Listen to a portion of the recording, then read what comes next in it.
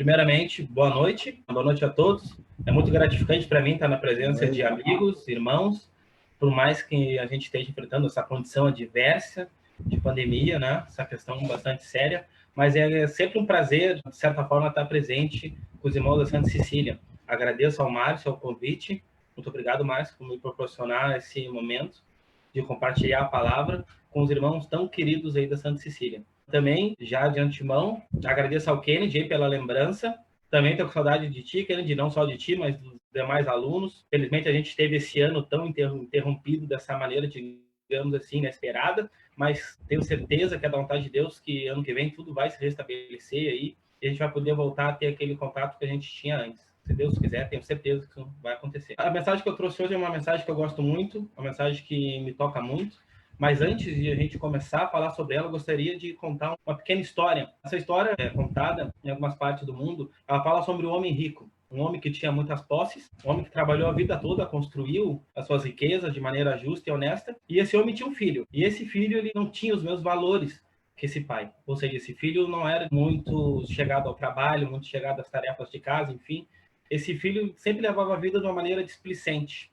O pai dele sempre dizia que, em algum momento, ele assumiria os negócios da família. E as amizades que esse filho tinha, na verdade, elas eram só por interesse. E ele avisava e o filho tampouco lhe dava ouvidos. Então, certa vez, ele construiu um pequeno celeiro e nesse pequeno celeiro ele pediu para que os seus empregados construíssem uma forca. E nessa forca ele colocou uma placa com as seguintes palavras: quando tudo der errado na tua vida, quando tudo acontecer como eu estou dizendo que irá acontecer, eu quero que você venha aqui e use essa forca.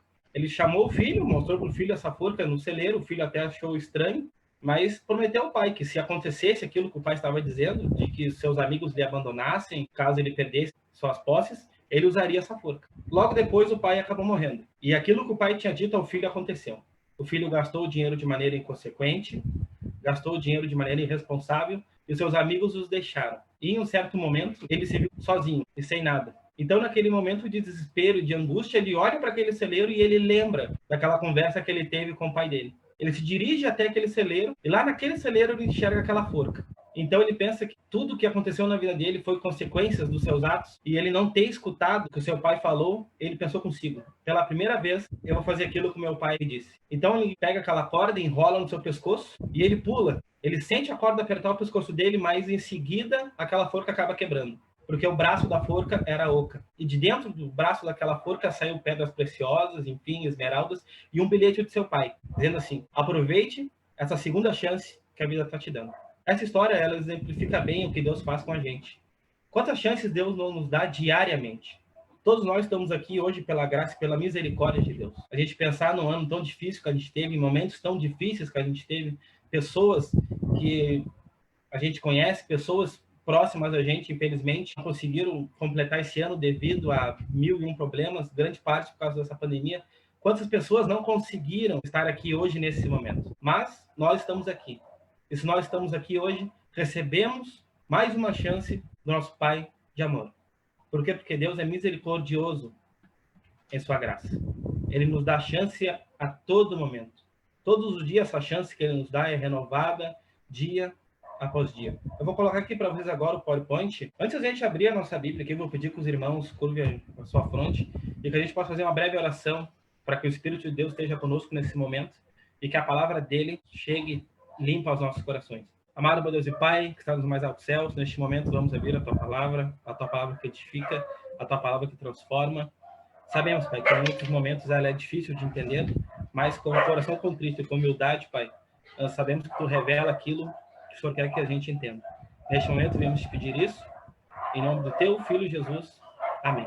Queridos, convido você a abrir sua Bíblia ali no livro das Lamentações, nossa primeira leitura da noite. Lamentações, capítulo 3, versículo 22 ao 23. Queridos, assim diz a palavra de Deus: as misericórdias do Senhor são a causa de não sermos consumidos, porque as suas misericórdias não têm fim. Renova-se a cada manhã. Grande é a tua fidelidade. Amém? Queridos, aqui nesse versículo a gente tem a prova de que tudo que a gente faz no nosso dia, o ato da gente levantar, o ato de a gente estar vivo neste momento, é a prova da misericórdia e da fidelidade de Deus. A chance que Ele nos dá todo dia, toda hora, se renova a cada momento. E isso é maravilhoso. Cada momento que eu penso em que Deus me dá uma chance de ser uma pessoa melhor, de ser alguém melhor, a todo momento, é algo que tem que trazer alento ao nosso coração. E porque Deus é fiel nas suas promessas. Ele é fiel nos seus planos e nos seus propósitos. E essas chances que são nos dadas, elas devem ser aproveitadas. Em todas as maneiras, em todo momento. Peço que você coloque agora, lá no Novo Testamento, na primeira epístola de João, capítulo 1, versículo 9. Assim diz a palavra de Deus: se confessarmos os nossos pecados, ele é fiel e justo para nos perdoar os pecados e nos purificar de toda a injustiça. Queridos, a misericórdia de Deus e as chances que ele nos dão, ele passa pelo ato de que a gente venha a realmente se arrepender de todo o nosso coração. É difícil ao ser humano admitir os seus próprios erros, e é difícil ao ser humano admitir que ele é dependente da graça e da misericórdia de Deus. Porque o ser humano é egoísta e individualista por natureza. Mas quando a gente abre o nosso coração e confessa o nosso pecado, Deus nos perdoa. Por quê? Porque nos dá chance a todo momento de ser uma pessoa melhor. De ser um cristão melhor. De ser um irmão melhor. E essas chances são infinitas. Por quê? Porque o amor de Deus é infinito. Infelizmente, o amor do ser humano, ele é limitado. Amamos quem nos ama. Mas Deus não pensa dessa forma. Deus ama todos de todas as maneiras, de todas as formas. E essas mesmas chances que ele dá a mim, dá a você, ele dá a todas as pessoas. Creiam elas nele ou não. E isso é uma das provas do caráter misericordioso de Deus. É uma das provas do amor que ele sente por cada um de nós. Esse amor que é infinito. Esse amor que não tem mensuração na nossa mente.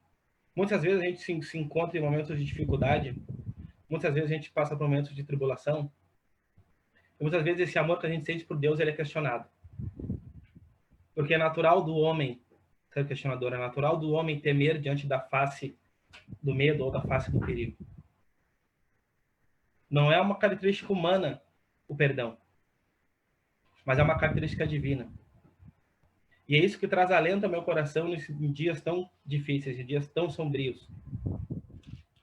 Esses momentos de dificuldade em que estão diante de nós, em que a gente não consegue olhar para o futuro com a perspectiva boa. Algumas pessoas, elas não conseguem ter esperança, porque, infelizmente, os seus olhos se concentram somente aqui. E elas não percebem as chances que Deus dá diariamente a elas. A cada momento, a cada instante, a cada segundo, Deus dá uma chance para que você perceba o amor que ele tem por você. E isso é maravilhoso. E é isso que traz alento ao nosso coração. E é isso que tem que ser o objetivo de todas as nossas manhãs. Agradecer as inúmeras chances que Deus nos dá dia após dia. 1, 2, 3, quantas forem necessárias. Porque o seu amor não tem tamanho. E a sua misericórdia não tem limite. Querido, peço que você coloque ali a segunda epístola de Pedro, capítulo 3, versículo 9. Queridos, uma das maiores promessas da Bíblia, certamente a maior, e que tem que ser a fonte da nossa esperança, é a volta de Jesus. Esperamos, aguardamos ansiosamente esse dia tão maravilhoso, que está breve, está muito breve. Mas algumas pessoas, elas perguntam por que Jesus demora tanto para voltar. Por que ele ainda não voltou? A gente não aguenta mais conviver nesse mundo de dificuldades, nesse mundo de trevas, nesse mundo que não pode nos dar nada. E Deus é tão sábio que ele deixa a resposta aqui no seu livro sagrado. Assim diz a palavra de Deus. Não retarda o Senhor a sua promessa. Com alguns a julga demorada. Pelo contrário, ele é longâmico para convosco, não querendo que nenhum pereça, senão que todos cheguem ao arrependimento. Queridos, quando a gente olha para a Bíblia e aguarda com fervor a volta de Jesus, e a gente julga ela demorada, a gente sempre tem que ter no nosso coração, na nossa mente, que Jesus ainda não voltou porque ele está nos dando chances. Chances para que a gente venha se arrepender. Chances para que aqueles que a gente ama escutem a palavra de Deus. Ele está dando chances a nós todos os dias, para que assim, como a gente compreendeu e aceitou ele no nosso coração, para que a gente seja instrumento nas suas mãos, para levar esse evangelho a outras pessoas. Pessoas da nossa família, nossos amigos, pessoas que fazem parte do nosso círculo social. A cada momento ele nos dá uma chance diferente. Hoje ele nos deu Quantas chances Deus nos deu hoje de falarmos a sua palavra? Desde o momento em que você levantou da sua cama, que você tomou seu café, que você fez todas as suas atribuições, Deus lhe deu inúmeras chances. Por quê? Porque Ele quer que todos cheguem ao arrependimento. Mas Deus nos ama de uma maneira tão grande que Ele perdoa, ou seja, que Ele permite que tenhamos a liberdade de acolhê-lo no coração ou não. Ou seja, seu amor é tão infinito que as chances que Ele nos dá não se esgotam. Agora eu peço para que você coloque no livro de Marcos, é que a gente vai falar sobre um personagem. Ele é muito pouco falado na Bíblia, mas ele tem um papel central na história da redenção, ou seja, na questão de salvação. Você coloca ali no Evangelho de Marcos. Ele fala sobre um personagem, sobre um outro Jesus. No ano 64, Judéia foi invadida pelo Império Romano, por Pompeu César, e foi anexada ao Império Romano.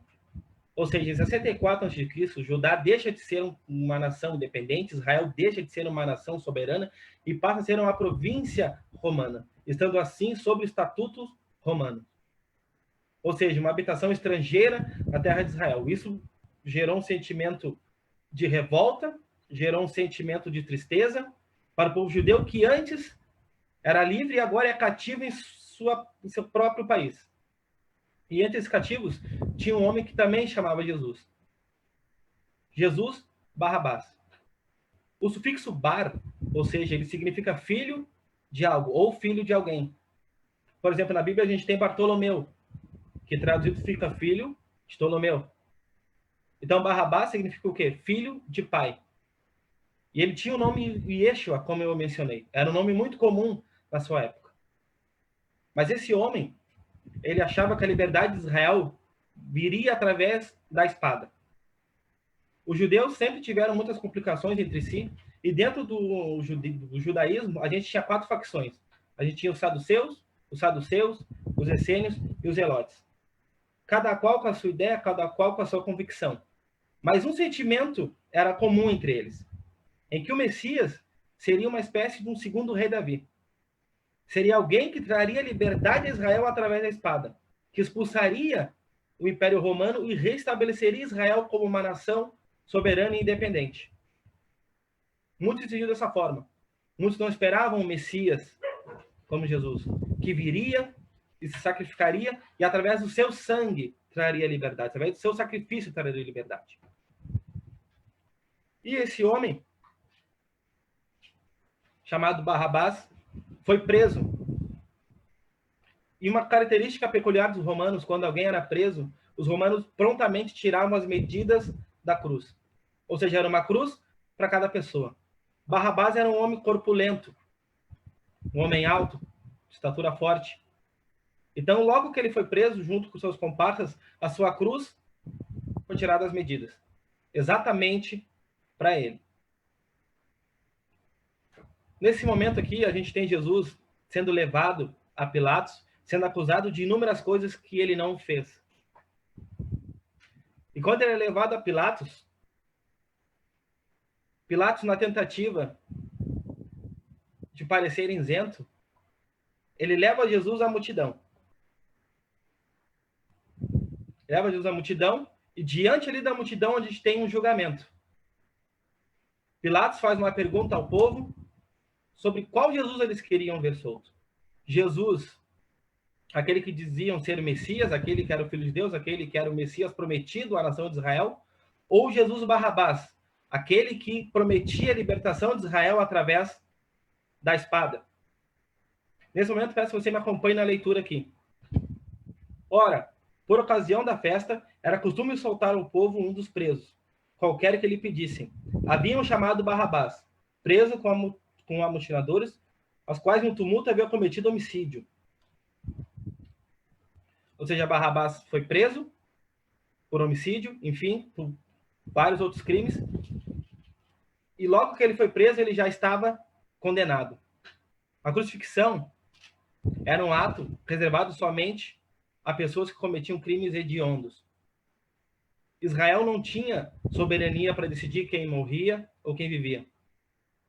devido ao seu jugo romano, somente os romanos poderiam dizer quem vivia e quem morria.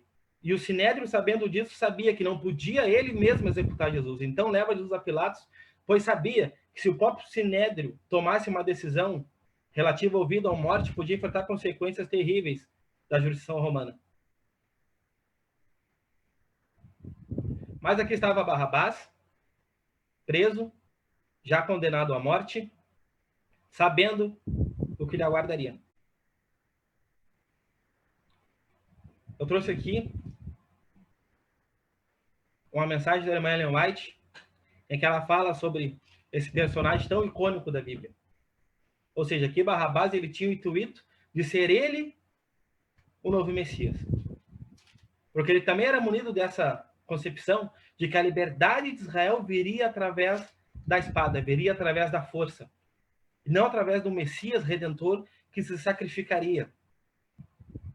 Ou seja, Barrabás não aceitava o jugo romano e tentava, através da violência, através do homicídio, através do roubo, trazer a liberdade de Israel.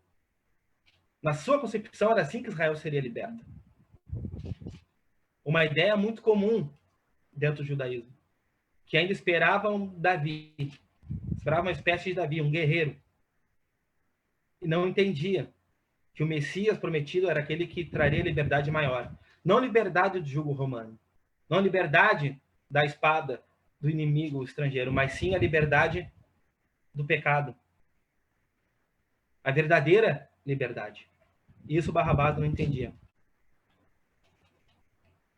Ainda no mesmo livro, peço que você me acompanhe agora no versículo 8 até o 15. Vindo a multidão, começou a pedir que lhe fizesse como de costume. E Pilatos lhe respondeu, dizendo: Creis eu que solte o rei dos judeus? Pois ele bem percebia que, por inveja dos principais sacerdotes, lhe haviam entregado. Mas esses citaram a multidão no sentido de que ela soltasse, de preferência, Barrabás. Mas Pilatos lhe perguntou: Que farei então a quem chamais o rei dos judeus? Eles, porém, clamavam: Crucifica-o. Mas Pilatos lhe disse: Que mal fez ele? E eles gritavam cada vez mais: Crucifica-o. Então Pilatos, querendo conter a multidão, soltou-lhe Barrabás. E após mandar açoitar Jesus, o entregou para ser crucificado. Queridos, o povo estava diante de Jesus de Nazaré e Jesus Barrabás. E incitado pela inveja do Sinédrio, o povo é levado a escolher Barrabás. A Bíblia não nos fala, mas é interessante a gente pensar o que será que passou na mente de Barrabás. Porque ele já estava preso, condenado à morte, com seus amigos Dimas e Gestas, com a sua cruz pronta, e de repente o centurião romano abre a porta da sua cela e olha para ele: Barrabás, outra pessoa vai morrer no teu lugar. Eu imagino o que será que Barrabás pensou. Mas eu já estou condenado à morte. O que essa outra pessoa fez de tão grave para tomar o meu lugar? E é exatamente isso que representa essa passagem. Ou seja, o Cristo, o justo, aquele sem pecado, sem mácula, tomando o lugar daquele que era o pecador. O justo pelo injusto. O inocente pelo culpado. A Bíblia não diz o que Barrabás fez com essa chance que ele recebeu diretamente de Cristo. Se após ele ser liberto, ele transformou a sua vida, entregou seu coração a Cristo, a gente não sabe. Ou se ele voltou para a vida que ele costumava ter. Eu não sei o que Barrabás fez com a segunda chance que ele recebeu diretamente de Cristo. Mas eu sei o que eu quero fazer com a chance que eu recebo de Cristo. O que você está fazendo com a chance que você recebe de Cristo? O que você está fazendo com essa chance que foi paga por um preço tão alto? Essa oportunidade que foi feita com sangue. Um justo morrendo pelo pecador. Do inocente sendo entregue à morte pelo aquele que era culpado. Eu não sei o que Barrabás fez com essa chance, mas sei o que eu quero fazer com ela. E o que você quer fazer com ela? Será que você está aproveitando da maneira correta a chance que Deus está lhe dando todos os dias? Nesse momento tão difícil que a gente vive, você está aqui hoje, é porque você recebeu uma chance de Deus. Não sei, segunda, terceira, quarta, quinta, sexta. Eu não sei quantas chances Deus já deu na minha vida ou na sua vida, mas eu sei que as chances que Ele dá para a gente se renova todo dia, a todo momento. Não sei o que Barrabás fez com essa chance que ele recebeu diretamente das mãos, diretamente de Cristo, mas eu sei o que eu quero fazer com ela. Neste momento, peço que você coloque a nossa última passagem da noite. Primeira Epístola de Pedro, capítulo 2.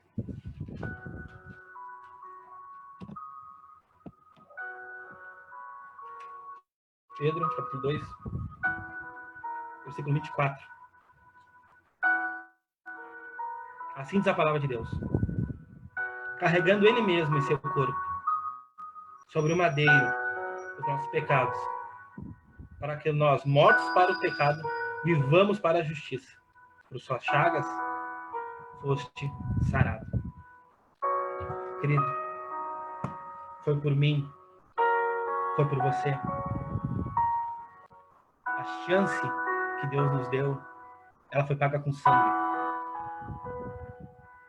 Para que pessoas como eu, como você, pecadores, tenhamos a oportunidade de um dia estar com Ele.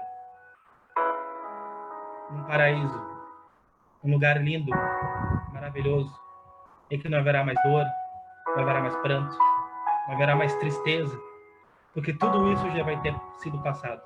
Tudo isso vai ser sombra do mundo que vai ser esquecido. Ele deu essa chance a você. Ele se sacrificou por você. E hoje ele está dando a chance de você mostrar isso para outra pessoa. A chance de você falar com as pessoas que você tanto ama. A chance para você falar da sua família, do amor de Deus. Queridos, que possamos aproveitar essa chance. Possamos colocar todo o nosso coração, todo o nosso empenho nesse grande objetivo, nesse grande propósito. E aproveitar todos os momentos e todas as chances que Deus nos dá para que a gente realmente entenda o seu propósito, para que a gente realmente entenda o tamanho do seu amor e que a gente não desperdice essa chance. Não, volto a dizer, não sei o que Barrabás fez com a chance que ele recebeu, mas sei o que eu quero fazer e sei o que eu posso fazer com ela. E aproveitar essa chance ao máximo, para que assim, com a palavra de Deus me transformou, que ela transforme outras pessoas. Que possamos ter isso sempre na nossa mente e no nosso coração. Aproveitar as chances diárias que Deus nos dá todo dia. Que Deus abençoe a sua vida. Que isso seja uma realidade na sua vida. Aproveite essa chance. Porque o preço foi alto. O preço foi pago com sangue. Querido, que Deus abençoe a sua vida grandemente. E que isso seja sempre uma realidade vigente no seu coração. Você recebeu uma chance diretamente do Criador. Através do sacrifício dele, através do sangue dele, hoje você tem a chance de estar com ele. Aproveite essa chance, querido. Não deixe escapar essa chance de você pertencer ao reino desse Deus tão maravilhoso. Querido, essa é a minha mensagem de hoje para você. Espero que ela tenha tocado seu coração, assim como sempre toca o meu coração. E neste momento convido você a fazer uma oração, para que a gente realmente entenda a importância da gente aproveitar as chances que Deus nos dá diariamente. Curva a sua frente, querido. Vamos orar comigo nesse momento. Amado, bom Deus e Pai, estamos diante de Ti, Pai, num momento delicado, num momento de incerteza, em que vemos o mundo se destruir. E vemos muitas pessoas, Pai, não aproveitando essa chance tão maravilhosa que Tu nos deste. Pai, que o Senhor transforme o nosso coração. Que possamos realmente entender, Pai, o preço que Tu pagou naquela cruz. O Teu sacrifício, Pai, tomando o lugar de um pecador. Pois assim como aquela cruz, Pai, foi feita para Barrabás, ela também foi feita para nós, Pai. Não era o Teu filho, Pai, que merecia aquela cruz. Mas ele sabia, Pai, que somente com o seu sacrifício, somente com o seu sangue, Pai, essa dívida seria paga. E assim ele fez, Pai, se dirigindo ao Calvário, se entregando em sacrifício, Pai, para que o sangue dele, Pai, pudesse hoje nos dar essa chance de termos parte na vida eterna. Que possamos aproveitar essa chance, Pai. Que possamos aproveitar todos os momentos, Pai. Todos os momentos que Tu nos dá. E que sempre tenhamos essa certeza no nosso coração. Que a Tua misericórdia se renova, Pai. Que as chances que Tu nos dá, Pai, todo dia, todo momento, devem ser aproveitadas, Pai. Porque elas transformam o nosso coração.